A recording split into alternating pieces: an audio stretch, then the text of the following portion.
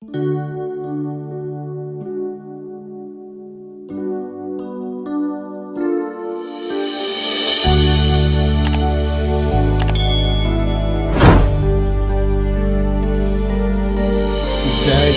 भगवान जी की जय। जयकारा शनिदेव भगवान जी की जय।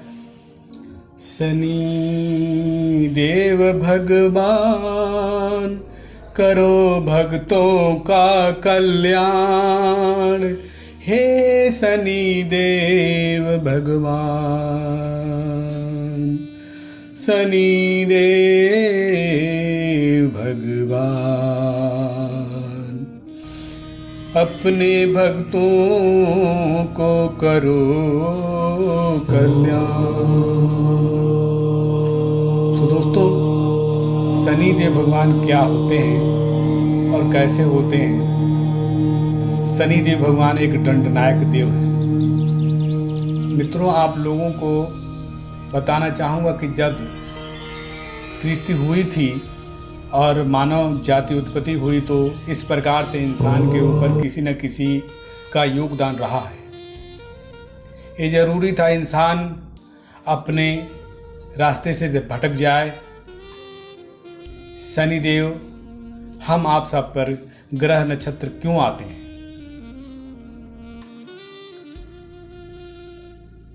और कैसे आते हैं? देखिए, अगर आप सत्य के राह पर चलते हैं तो आपको किसी प्रकार का ग्रह का सामना नहीं करना पड़ेगा, लेकिन कोई में कोई गलतियां ही हो ही जाती है तो हम सब दंड के भागी बन जाते हैं। जैसे जय शनिदेव महाराज, कृपा करें अपने भक्तों पर। तो आइए, एक राजा का शनिदेव भगवान किस प्रकार से दंड दे रहे हैं, देखिए और सुनिए। दोस्तों, आप वीडियो पर बने रहें, आप अंत तक देखें।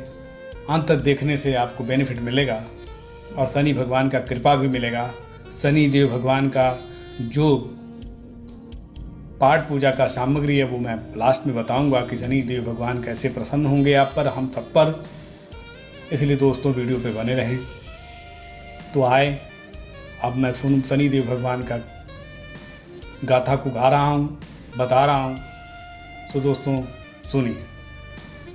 एक समय की बात है, 9 ग्रह सोमवार, मंगलवार, बुधवार, वीरवार, शुक्रवार, शनिवार और इतवार के दिन जो ये सारे ग्रह हैं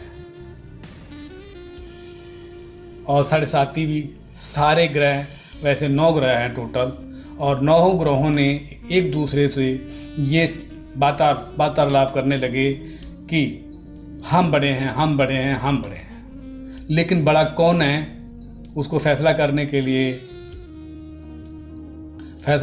लिए किसी ने कहा कि काम करो, इंद्र भगवान के पास जाओ, आप लोगों को फैसला हो जाएगा। जैसे सारे ग्रहों ने इंद्र भगवान स्वर्ग के पास पहुंचे तो इंद्र भगवान देख करके घबरा गए कि अरे बाप रे बाप, ग्रह लोग आ रहे हैं, अब मेरा क्या होगा? लगता है कोई में कोई दुर्घटना घटने वाला है। लेकिन जब ग्रहों ने अपनी बड़े बड़े की बखान करने लगे कि मैं बड़ा, मैं बड़ा, मैं बड़ा, तो इसमें इंद्र भगवान कहा कि भाई, आप लोगों की जो फैसले हैं हम नहीं कर सकते। आपके फैसले मृत्यलोक में जाकर के विक्रमादित्य उज्जैन के रहने वाले हैं, वहां पर जाकर आप फैसला करवाइए, आपके फैसले तुरंत हो जाएंगे। सारे गढ़ वहां अपने वाहनों से, अपने रथों से आए और विक्रमादित्य के पास आकर के अपनी गाथाओं को सारे ग्रहों ने कहा। तो विक्रमादित्य महाराज ने कहा कि ठीक है, पंचायत होगी, आप 2 मिनट बैठिए और फटाफट अपने राज दरबारी से बोले कि राज दरबार के आदमियों ने फटाफट 9 अलग अलग धातु की कुर्सियां लेकर आए और 9 ग्रहों के अलग अलग कुर्सियों पर बैठाएं। जैसे फटाफट 9 ग्रह की कुर्सियां आ गई और सारे ग्रह लोग अपने अपने कुर्सी पर विराजमान हो गए। जैसे कि आने आने में लेट हो गया और लोहे की कुर्सी आने में लेट हो गया। शनिदेव भगवान को लास्ट में बैठाया गया। शनिदेव भगवान लोहे की कुर्सी पर बैठे तो विक्रमादित्य राजा ने कहा कि फैसला हो गया। तो सारे ग्रहों ने सोचा कि क्या फैसला हो गया, हम लोगों को तो पता ही नहीं लगा।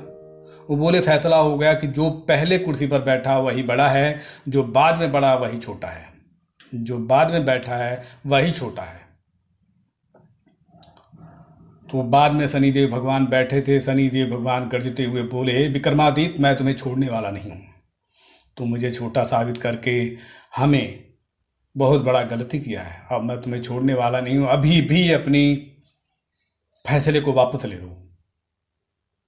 लेकिन शनि भगवान गरजते हुए बोले कि हे विक्रमादित्य अभी भी वापस ले लो, नहीं तो अन्यथा आपका दिन खैर नहीं होगा। राजा थे, एक बार जो राज में बोल दिया जाता है वो वापस नहीं लिया जाता है।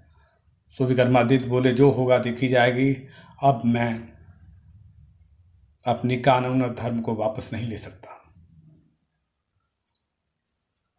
शनिदेव भगवान गुस्से के मारे वहाँ से चले गए और बोले कि ठीक है, कोई बात नहीं, हम बताएंगे आपको। ऐसे 6 महीना बीतने के बाद काला घोड़ा के रूप में शनिदेव भगवान उन उज्जैन नगरी में आए, घोड़ा बेचते हुए बोले काला घोड़ा ले लो, काला घोड़ा ले लो। काला घोड़ा लेने के लिए मंत्री ने आया और मंत्री ने जाकर विक्रमादित्य से कहा कि हे राजा, कोई काला घोड़ा आया है बेचने वाला, वो आकाश में उड़ता है, उसकी छवि बहुत स्टैंडर्ड की है, आप उस घोड़े को ले लें। विक्रमादित्य दौड़े दौड़े आए, बोले कि घोड़ा पर मेरे ट्राई करा दो और घोड़े की कीमत बता दो कि मैं क्या दे सकता हूँ। बोले कि जितना आप दोगे उतना कम है, जो देना चाहो दे दो, ये घोड़ा ले लो। विक्रमादित्य कहे ठीक है मैं दूंगा, लेकिन उससे पहले हमें ट्राई कराओ, उस पर बैठा के घूमने दो कि मुझे पता लगे कि मेरे जैसे जो चाहिए मुझे है कि नहीं। तो जब वहाँ घोड़े पर विक्रमादित्य बैठे, घोड़ा उड़ता हुआ चिगारदा मारता हुआ वो उड़ गया। यहाँ से जाकर के कुछ बहुत दूर जंगल के पास चला जाता है और उसी जंगल में विक्रमादित्य जी को छोड़ देता है। विक्रमादित्य बोले कि ये क्या हो गया, लगता है कि मेरे साथ कोई घटना घटने वाला है, बहुत गलती हो गई। वहाँ से भूखे प्यासे वन में से आ रहे थे तो यादव जी गाय और भैंस चरा रहे थे, तो उन्हें पानी पिलाए और पानी पिलाने के वर्जित में राजा ने अपनी अंगूठी उठा के उस यादव जी को दे दी। वहाँ से फिर चलते चलते कोई गांव पड़ा। गांव के पास आए तो कोई दुकानदार था लाला जी के यहाँ आए। जैसे किनारे बैठे तो वहाँ गाहक पे गाहक आने लगे और राजा जी शाम को जो लाला जी थे वो धन हो गए। बोले कि ये जो आदमी बैठा है बहुत भाग्यवान बैठा है, बहुत किस्मत वाला बैठा है, उसके बैठने से मेरी आज इतनी सारी बिक्री हो गई, रोज़ ऐसा बैठा रहे तो बहुत अच्छी बात होगी। वो बोले हे परदेसी, तुम कहीं नहीं जाओगे, अब तुम मेरे घर रहोगे, ऐसे सवेरे आके रोज बैठोगे और फिर चले जाओगे, जो आपका बनेगा मैं आपको दूंगा, लेकिन मेरे घर रहोगे। वहाँ से भूखे प्यासे विक्रमादित्य घर गए, उनके लाला जी के घर गए। लाला जी के घर जाने के बाद वहाँ पे एक दीवार में खूंटी गाड़ी हुई थी और खूंटी के ऊपर एक बहुत सारा एल्बम बना था मोर का। उस मोर के ऊपर खूंटी गाड़ी हुई थी और वहाँ पे रानी का नौलखा हार वहाँ पे था, नौलखा हार था। तो कुछ देर में ऐसे पता लगा कि वो जो मोर नौलखा हार को निगल गया। और जब उन्होंने घर के लोगों ने ढूंढा कि नौलखा हार कहाँ गया तो नौलखा हार मिला नहीं। लेकिन कुछ देर बाद नौलखा हार विक्रमादित्य के पोटड़ी में मिला, झोले में मिला। जैसे देखे कि झोले में मिला तो वो उस गांव के राजा के पास दौड़े दौड़े गए कि हमारे यहाँ चोर आया है, ये चोर पकड़ा गया, इसे दंड दिया जाए। विक्रमादित्य को पकड़ करके राज दरबार में ले जाया गया और वहाँ पे विक्रमादित्य को इतनी पिटाई हुई, उसकी हाथ पैर काट दिया गया। उसके बाद वो रोने बिलखने लगे, बोले हमारे साथ ये क्या हो रहा है, मुझे समझ में नहीं आ रहा। उतनी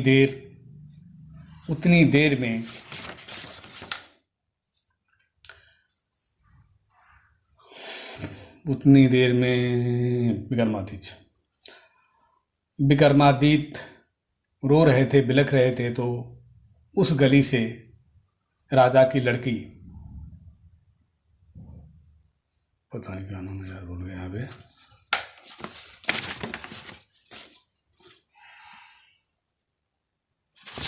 यहाँ बोल गए,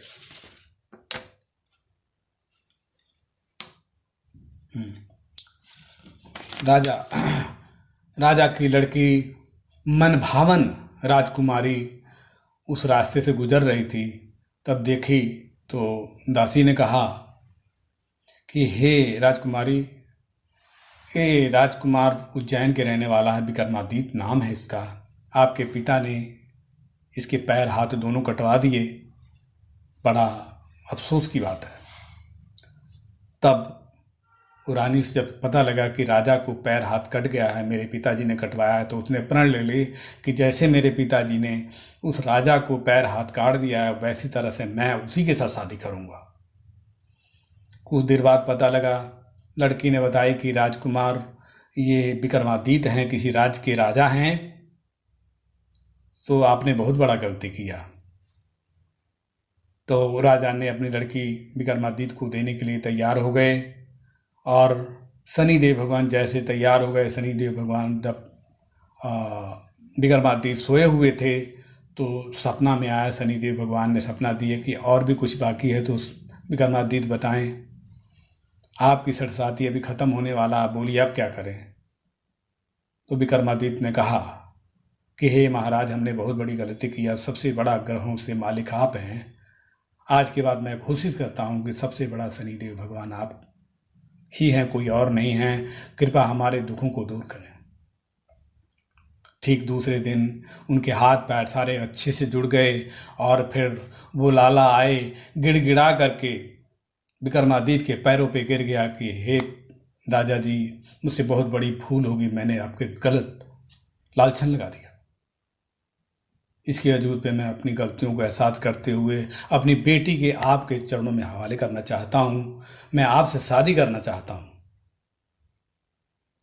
तो वहाँ से राजा दोनों पत्नियों को लेकर के, लाला की लड़की का नाम कावरी थी और राजा के लड़की का मनभावन, दोनों राजकुमारी के साथ शादी किया और विक्रमादित्य जी ने वहाँ से लेकर वहाँ गए। तो बोलिए शनिदेव भगवान जी की जय।